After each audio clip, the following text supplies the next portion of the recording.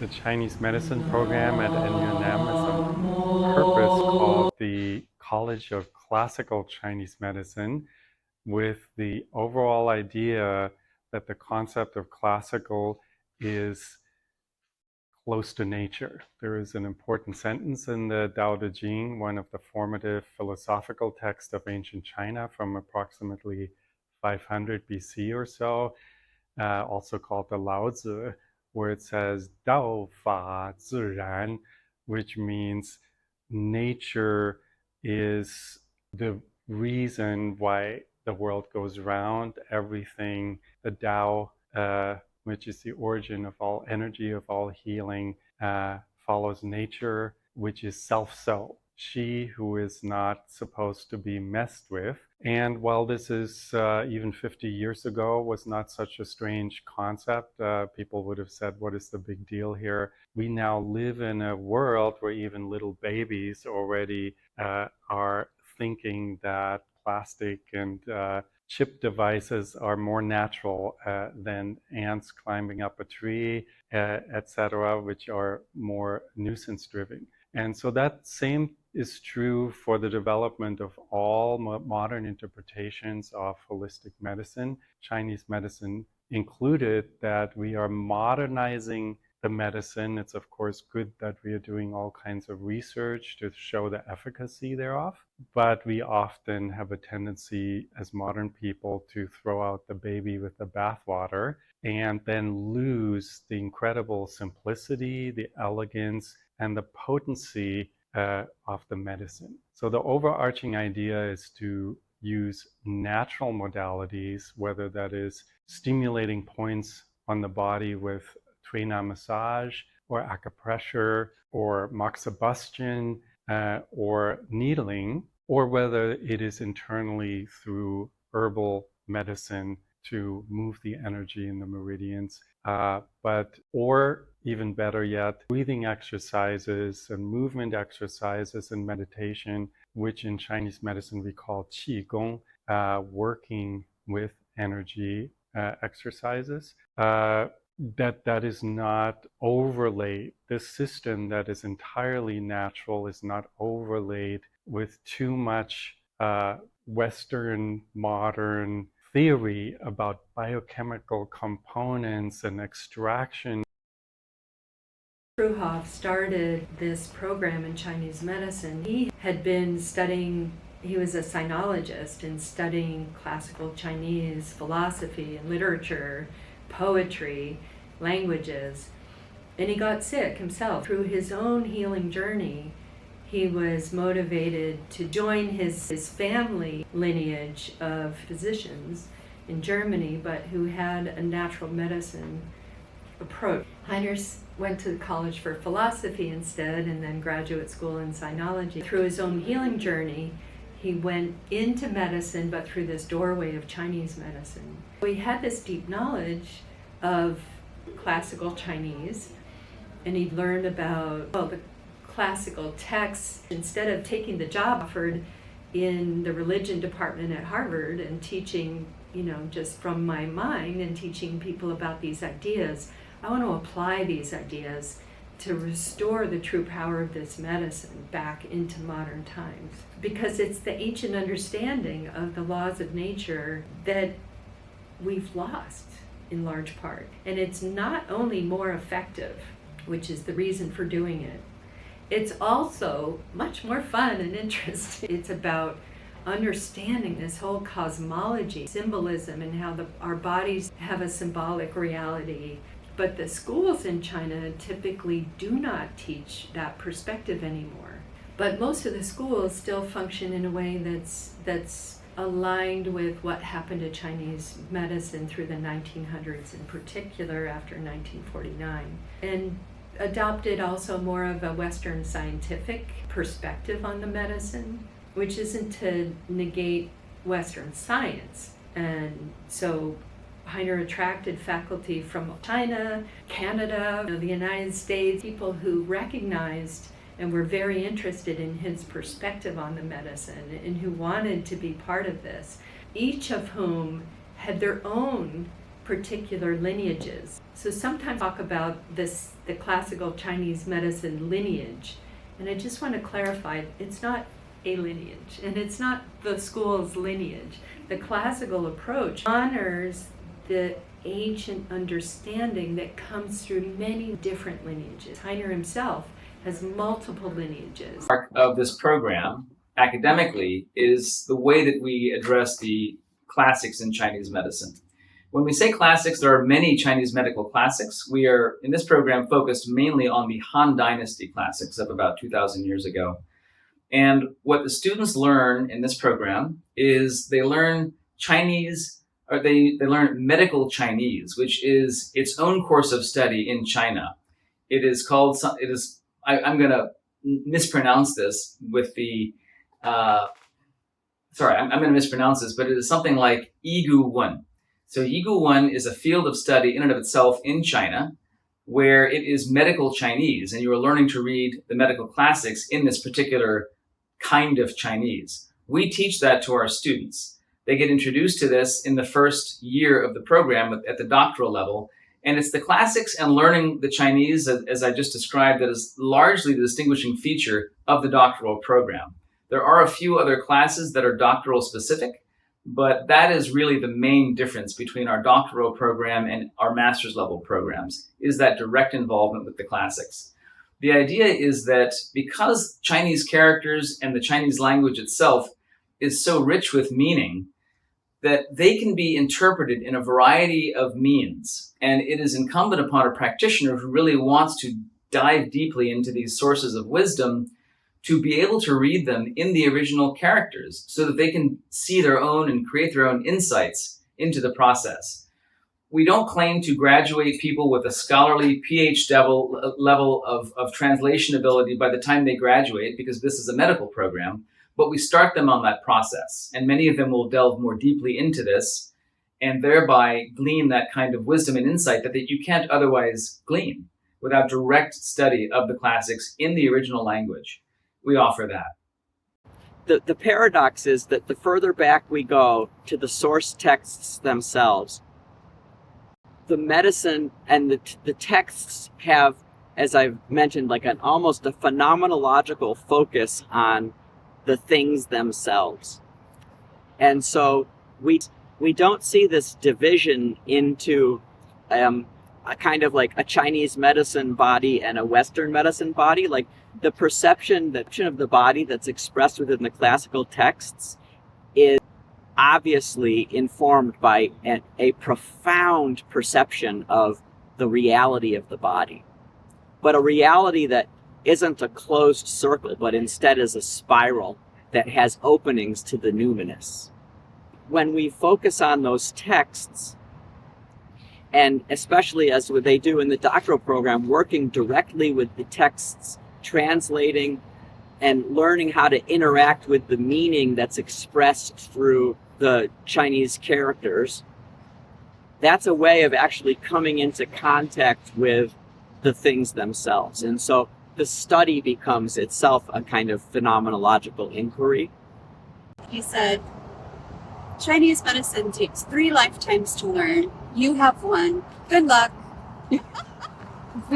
So I think about that because it's really true. Like, I think in Western medicine, if I would have specialized in something, I would have done that training and maybe continued to do technology upgrades or, retraining when new information came out, but it would stay pretty solid. Like, we wouldn't really learn so many new things. Where Chinese medicine, there's no chance to get bored. Like, literally, no chance to get bored. Once you hone in on one skill, then it leads you to 5 new skills that you need to learn. Or once you kind of start to master or get really good at one philosophical way of thinking, then it leads you to 15 new things that you need to investigate in the classics. And for me, I'm a person that gets bored easily, and I think a lot of us that come to this medicine, we need to constantly have enrichment and to feel. So stagnation can occur like in your life when you're kind of fixed into this thing and you don't move and you don't grow.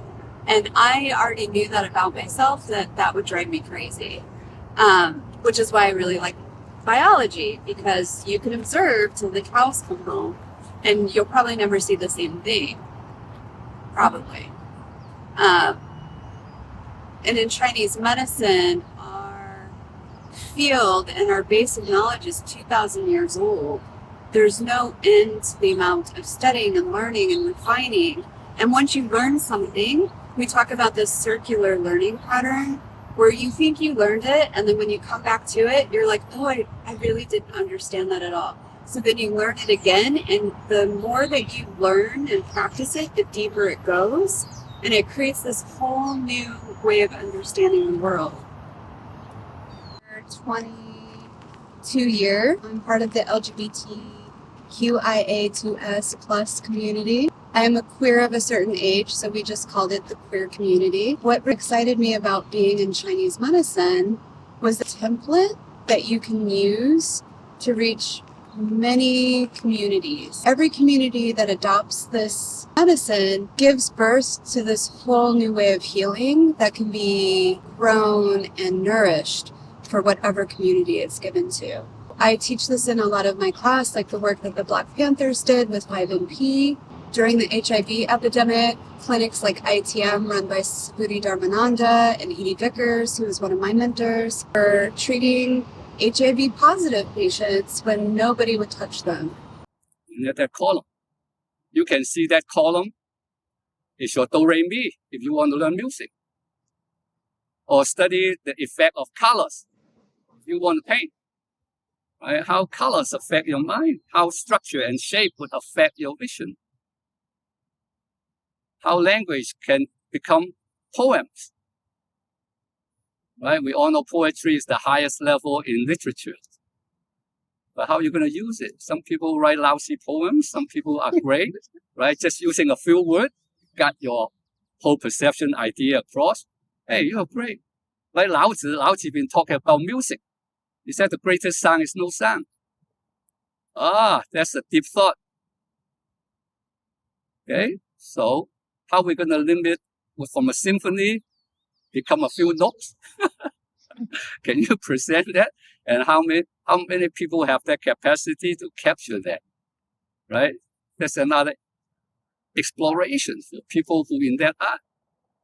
Any art is just a vehicle for you to understand yourself a little bit deeper, so you can connect outward.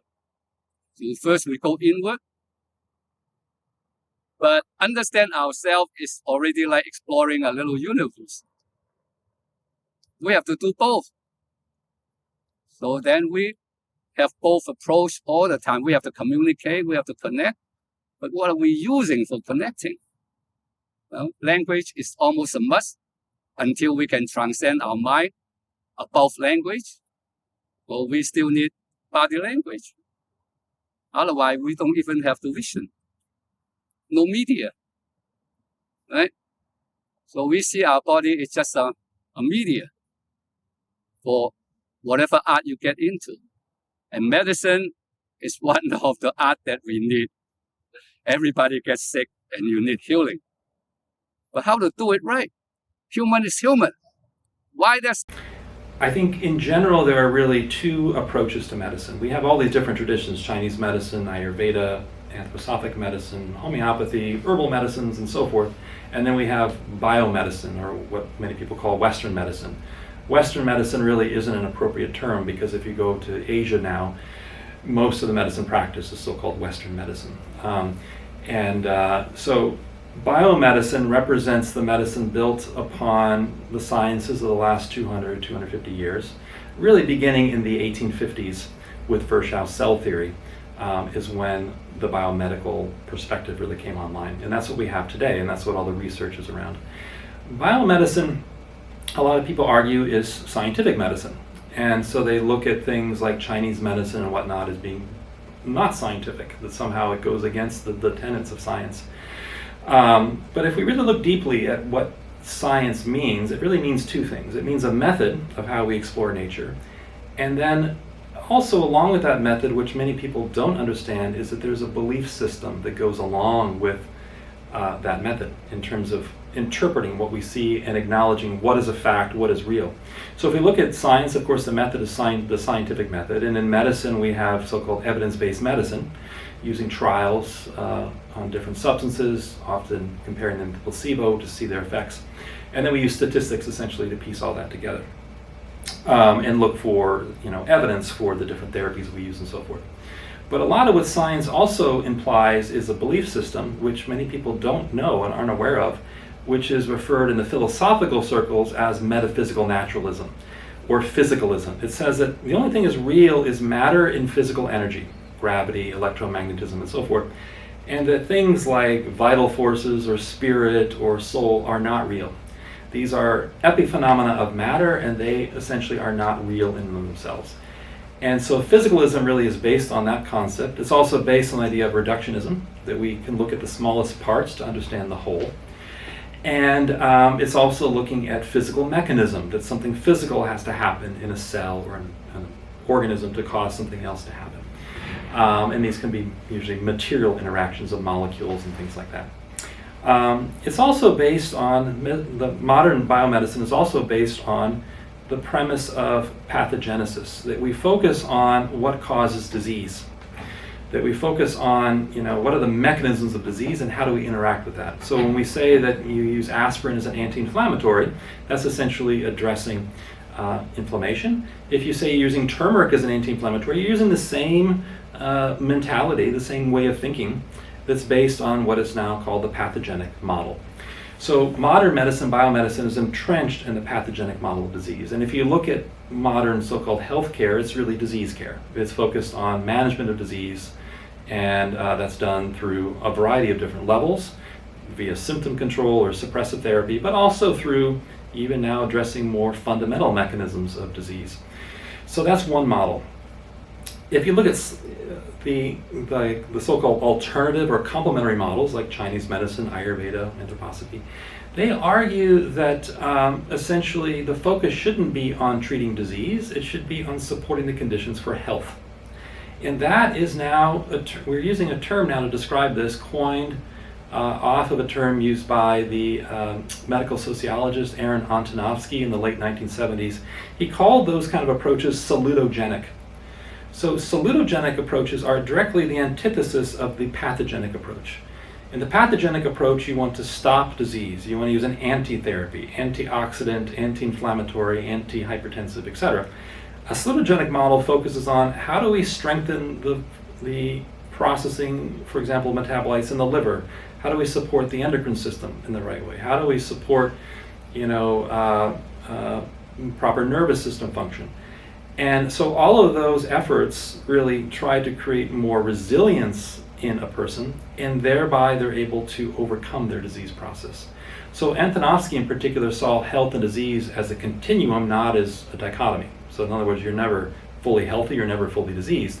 We're all somewhere in between. And he argued that in certain conditions it's appropriate to essentially push people more towards the conditions of health. In some cases, we need to address the conditions for disease. And so that is where, in the naturopathic profession, there has been something called the therapeutic order, where we decide with a given patient which is most appropriate to support their pathology. Do we need to give suppressive medication in that case, for example, or do surgery or make a referral? Or do we support through the different modalities of nutrition and maybe herbal medicine and so forth, the conditions for health. And so my own interest over the years has really been gravitating more towards the salutogenic approach. So my argument is that many traditional medicines which focus on salutogenesis are not anti-scientific. They still use methods of observation, gathering data, processing that, but they're using a different lens, a different framework to interpret that data. So from that perspective, there really are no herbs, for example, for migraine headache or high blood pressure. There are herbs to address certain organs that might be involved in a migraine to make them healthier. So we know, for example, in migraine, some people have problems with liver metabolism. Others have problems with their adrenal regulation, others with their digestive function. And so there will be different therapies addressing each one of those aspects. But there is no one treatment for this. And this is where the current research models, unfortunately, are not embracing that. They look at, let's look at an herb like feverfew for migraine and look at all of the different, compare that to placebo, gather all the data, and we find that yes, it works maybe in 30% of cases, but that's not statistically significant because we haven't differentiated those sub-patterns of what might be contributing to this person's ill health. So a salutogenic approach is something as I practice more, I've been in practice now I started here 30 years ago, practicing now for about 25. I find that instead of focusing on the individual so-called natural medicine approaches, we need an umbrella term to bring all this together, and that's what I refer to here as the salutogenic approach, again, after the ideas of Antonovsky. So my own focus in practice has really been developing the tools of diagnosing a person's inner, what we might call terrain, their salutogenic terrain, looking at their organ systems, and then looking at how different therapies can help support that. And I'm hoping in the fellowship that I'll be doing soon to now use computational tools to take that further. For example, using data from biosensors to measure real-time changes in physiology and how we can find patterns in that, and then look at how therapies affect improvement.